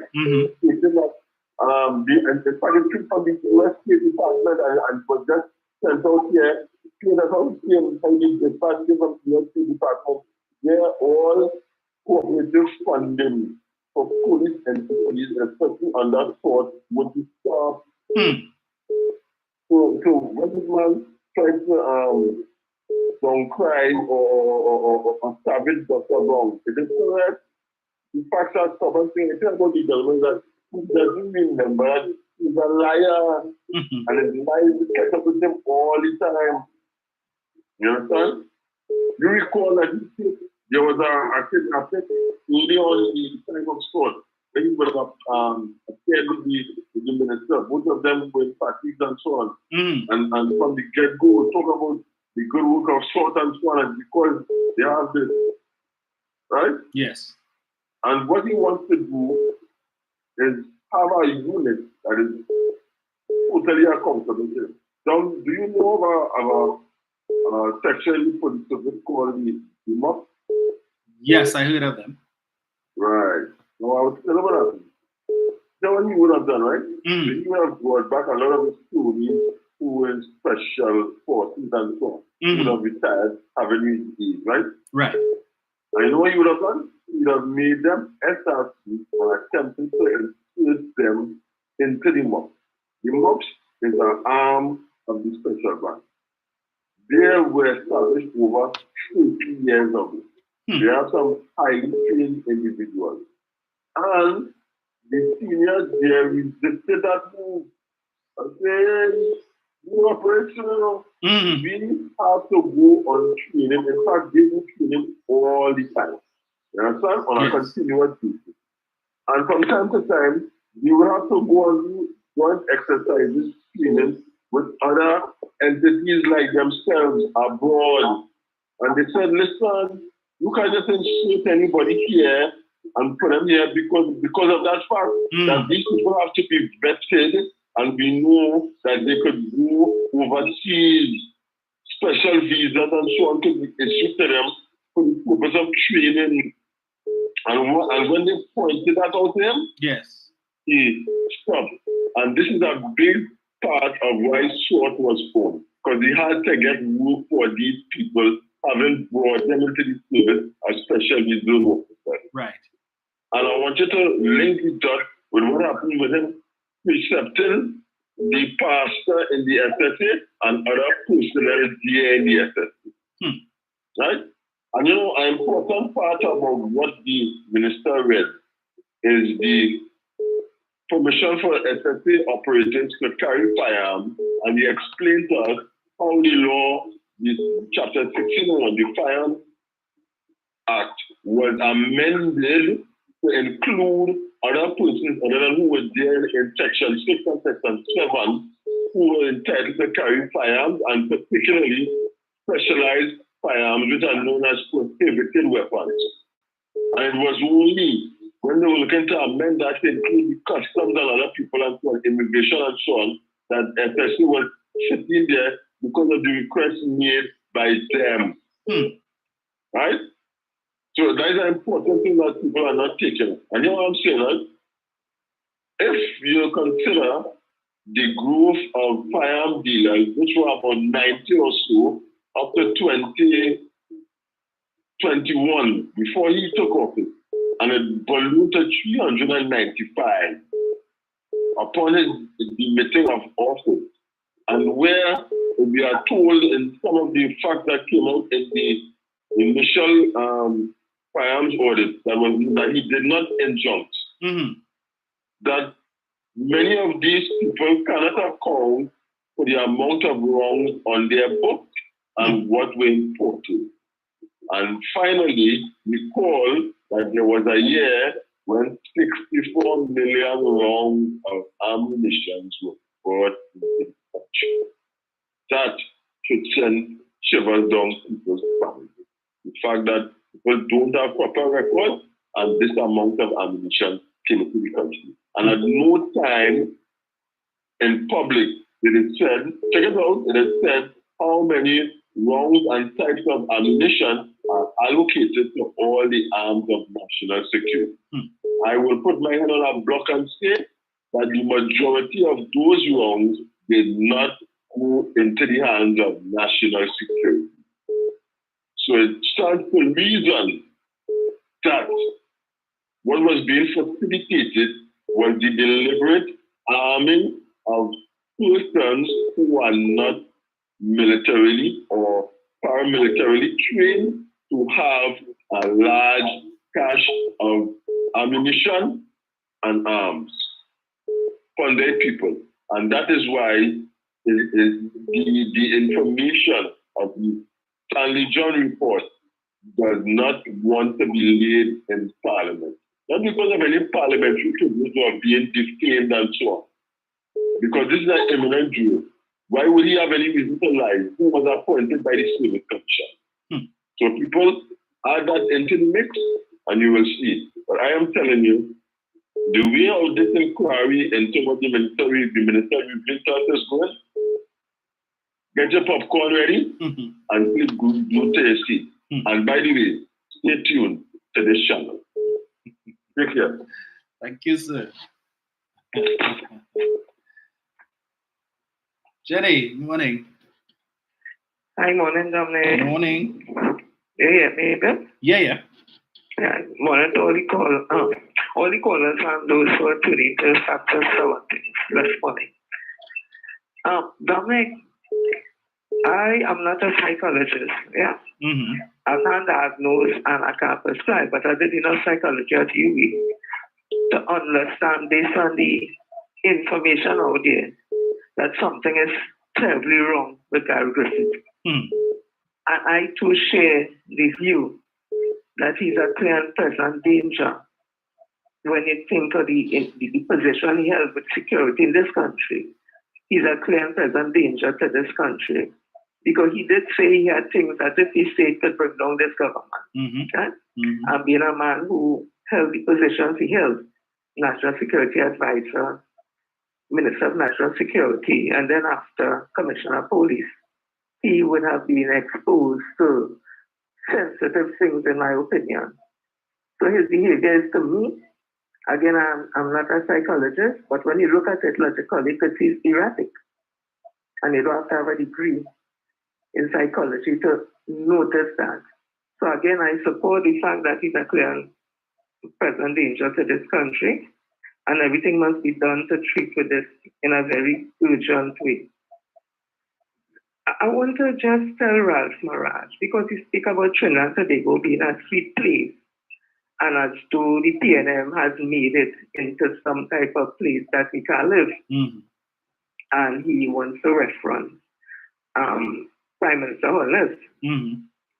How come they referencing Mia Motley again, like they forget Boshe? Because that was the best thing after sliced bread. Yes. And we love Mia. But I want to ask Ralph Maraj, was Trinidad and Tobago a sweet place when some Indians left our shores, run to Canada, saying that they were being raped, the Indian women being raped by African men in this country? When the research was done, it was shown it was Indian men putting on African wigs. That's the way. But not only that, Kulsi Bagan, remember Parliament, down the area down there, I can't remember which one.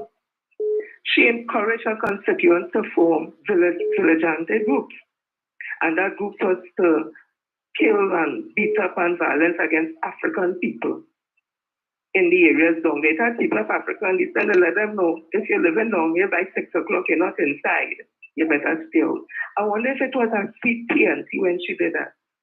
I want to know if it was a sweet TNT when some Indian persons were running to Canada again, seeking asylum, saying they were being persecuted politically and supported by Manohar Ramsaran. Somebody tell me. I wonder if it was a sweet place because those investigations didn't prove to be true. But remember that same Manohar Ramsaran, I wonder if it was a sweet place when 25 or 26 years prior, he had knowledge of the Sadka report, which showed that children were being sexually abused in certain homes in this country. And he had that report and he did nothing. I wonder if Ralph Maraj said it was a sweet place then. Because we need to be careful when we're talking, because it is talk and forget. So I want him to take all that into consideration. And I want to ask, because the right is racial connotation, and I don't have a problem going there, not under racism, but in speaking about race relations. Is it that some of Indian descent can do anything in this country, bad or indifferent, and it is accepted? But when it's a person of African descent, it's a different conversation. Minister Colembert, if somebody will come in this morning for me, I'll give him big up too. And it's always big up the Prime Minister, transformational leader. It's always big up the Member of Parliament, Minister Energy, Minister Stewart. Basically this morning, I want to big up Minister Colembert. Versus a waste of time, $10 million Minister of Finance that the UNC had. And I'll tell you why quickly. In an article in Express March 13th, I think it was about 2019, this is what Botarari, the man of fairness, principle of fairness, he would have said, thank God for decisions made to stimulate drilling by the Kamla Pasati sector government. Instead of benefiting from flowing gas today, we might well have been on our knees eating grass. In that eating grass terminology, something we don't hear from them on the ground with those, some of them kind of Indian surnames. Yes. Okay, so I'll continue. This was Nova Phillips, March the 18th, 2019, saying, Dr. Tiwari celebrates our continued dependence on the oil and gas resources without noting that his administration have become a Pasati and the PT government, UNC, drove consumption, bloating our welfare state. We did not learn from Canada, which in the 1990s reduced spending by over 80% of the GDP to avoid having an economic heart attack. That is what Nova Douglas said in 2019, counteracting what Botarari said. And I come into something, because in 2010 to 15, the UNCPP enjoyed the highest oil prices ever, but they were still borrowing money in this country. By 2016, because the PNM came in September 2015, by 2016, the IMF was warning the government, the PNM government, that under these circumstances, and what has transpired there, I guess is based when they look at 2010 to 15, that we need to be careful.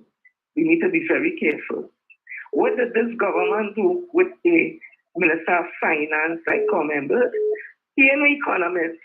He's an engineer, structural engineer. But let me tell you something. I guess that's what makes his mind so sharp and clinical when it comes to numbers. Because he has to measure right, to put up building and all that.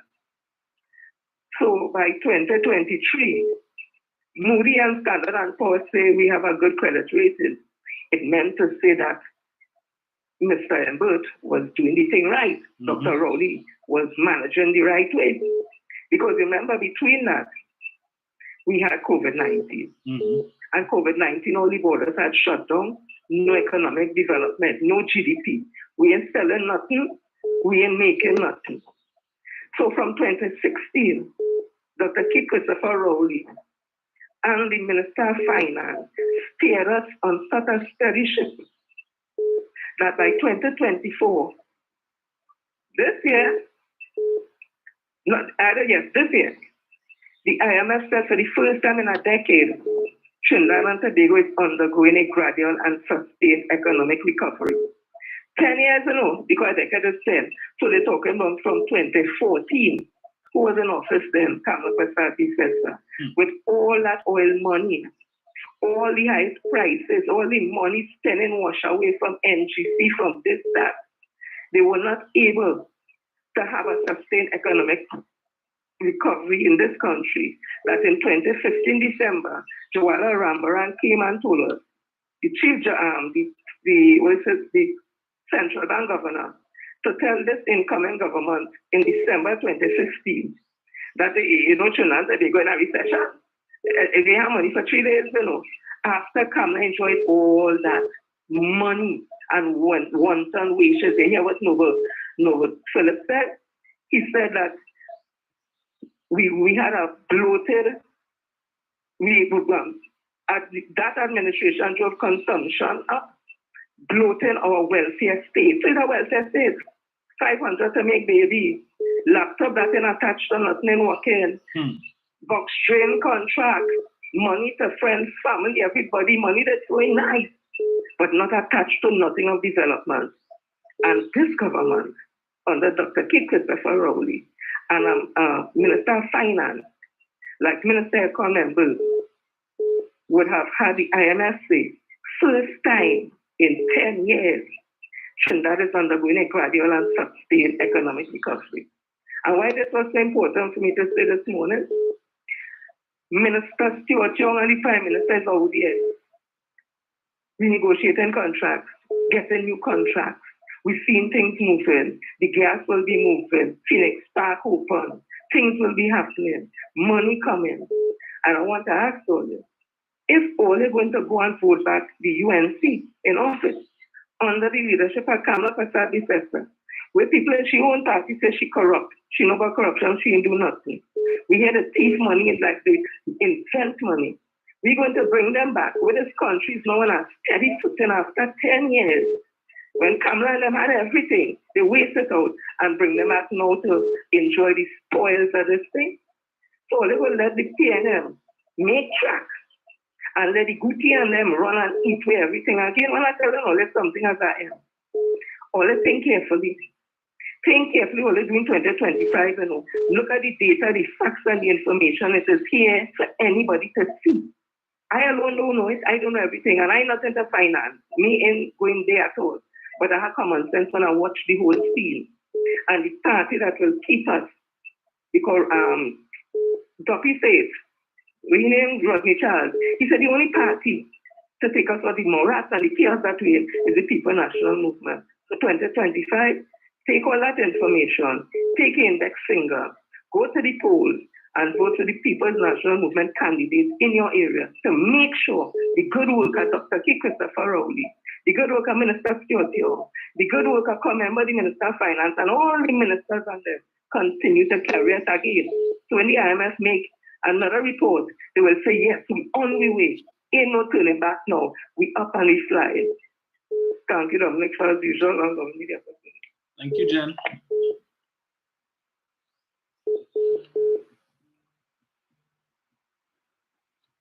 Hello, good morning. Morning, Dom. Morning. Fali, you have a license for your gun, right? I would assume so. Yes. If you do, you have gone to a public place with the gun showing. What madness is that? He put people's life at risk. But people aren't talking about that. Why? Had a pyramid done that? Facebook will flood. It will be Newsday, front page, Express, Garden front page. And then what they say, what is PNM's voodoo called that? How it is for UNC and like Sally, it's a lie. But PNM is a fact. What I miss? I mean, I didn't know something that of coffee these days. My brain's full of coffee. Are you serious? It is double standard. PDP and FALI is UNC's face. And people are afraid to see it. UNC want a bigger to be in power. But let me tell you, to be in power, Dominic, you must be in power for every single body, whether you like them or not. Prime Minister is not only for the yellow or the red, but for the nation. Then Kamala says, it was nation before party. Go to hell. UNC is a nation with a nation. They are not civic-minded, not citizens. They belong to one party where Kamala can do no wrong. Kamala has a question now. Why you have David Lee in Parliament? Chief Whip. He's on $1 million bail. Why is he there? When we fraud the country, He defraud the whole country. He have no authority to be their cabinet. When I see crime drop, let him go. I must respect you then. Anna Ram stole 3.3 million from CFTT. And last year, for the local election, he was up in Kamla. That's a crime. No gun was pulled, it's true. But a crime is a crime is a crime. The crime with no guns. Fraud is a crime against the entire state. Plus 3.3 million will belong to Anna Ram. It wasn't his thief. You are not serious about putting country forward, Kamla. You're serious about putting the party first. You are the Jim Jones into the politics. The followers are sheep. They are blind sheep. They're eating synthetic grass. They can't get fat. You know why? Because the taste buds so accustomed to synthetic grass. They eating, and can't get fat. They be led to the slaughter by Kamla. She's a dictator. Nobody dare challenge her. This is my man, King Jong-un, Korea. That's Kamla. You have to bow and kiss his butt. You have to kiss his feet. You cannot want to go forward with Kamla. She is blind, deaf. That ship have no rudder, no sail. It's to open water. She has a life jacket. She doesn't. And last but least, Sky Griffin, you are G-string minor, motor mouth. You want to be in power, but you are thin-skinned little boy. You have yet to mature mentally to be in power. You're taking jobs at Prime Minister Rowley. Why? Your head has become his mansion. He runs up and down with roller skates and all kinds of hours. Gary, hear this now. The ants have plenty of room. You need plenty psych medicine. You have yet to be judged to become a man. Dominic, be blessed. TNN, be blessed. Have a wonderful, beautiful, blessed day. Bye-bye. Thank you. Ryan, morning. Good morning, sir. How are you? I am good, and yourself? Not too bad. Good morning to your listeners and callers. Thank you. Dominic? Yes, sir. Let's use a hypothetical case. If you know somebody living in your area who may be of dubious means, could be an underworld figure, and you have witness information to that effect. Leave that person alone. But I call you and I say, Dominic, I want to talk to you about something because I need your help on this topic. Could be whatever. You say, well, we could check my home now and we'll let's sit down and talk about it. Right. But when I come up by you, you see me go across by this dubious person house. And I chat with him for a little while, and then I come by you and you say, well, we chat for hours and you say, well, let's talk again another day now. I say, no problem. And I come up by you again. And I go by the same fella. And I chat with him and I chat with him and I chat with him and I chat with him. And I come by you and I talk with you. I think I have concern, right? I think I have concern about assisting me. Yes.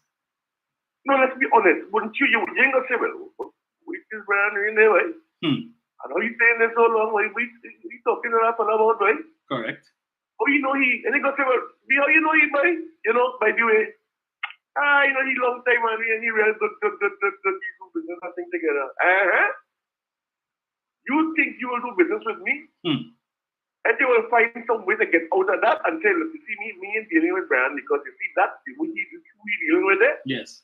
Not me.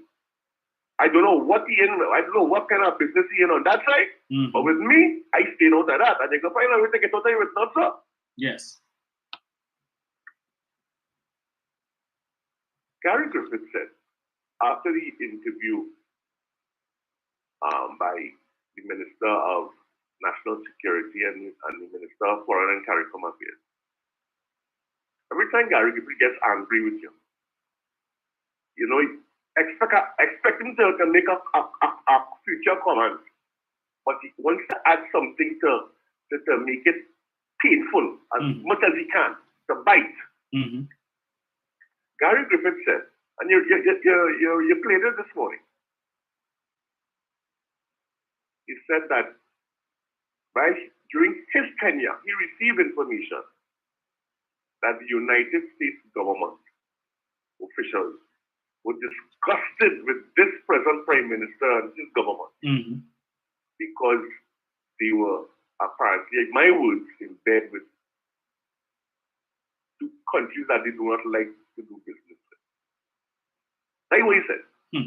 But those are my words. Right. But you get the picture. Yes. But for the last 2 to 3 years,